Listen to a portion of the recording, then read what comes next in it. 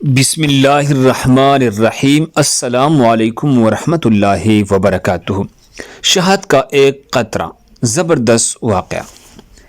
شہد کا ایک قطرہ زمین پر گر گیا تو ایک چھوٹی سی چیونٹی آئی اور اس نے اس شہد کے قطرے سے تھوڑا سا چکھا۔ اسے بڑا مزہ آیا۔ اسے کام سے جانا تھا، تو جب وہ جانے لگی تو اس شہد کا مزہ اس کی منہ میں مزید پانی لانے کا سبب بنا۔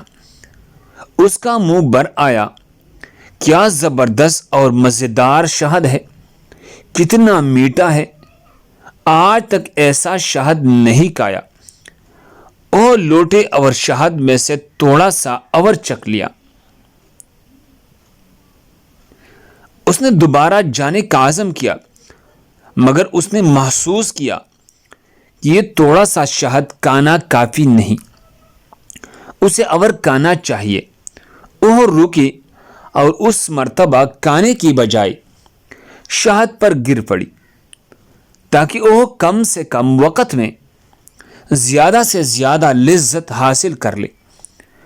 وہ چیونٹی شہد میں غوطہ زن ہو گئی اور لطف اندوز ہونے لگی، مگر افسوس کہ وہ شہد سے باہر نہ نکل سکی۔ شہد کی چکنائی کی وجہ سے اس کی پیر زمین سے چپک گئی تھی اور اس میں انہیں ہلانے کی طاقت نہ رہی۔ وہ شہد میں رہ گئی یہاں تک کہ وہ اسی میں ہی مر گئی۔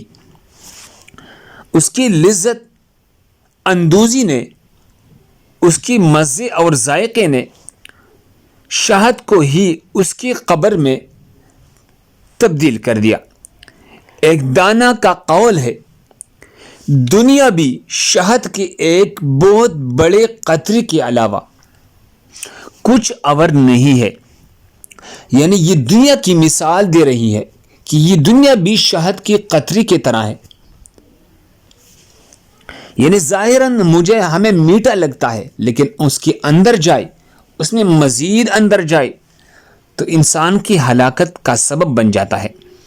پس جو بھی اس قطرے شہد میں سے تھوڑا اور بقدر کفایت کھانے پر اکتفا کرے گا، وہ نجات پا جائے گا، اور جو بھی اس شیرینی میں غوطہ زن ہوگا، یعنی جو بھی اس دنیا کی محبت میں غوطہ لگائے،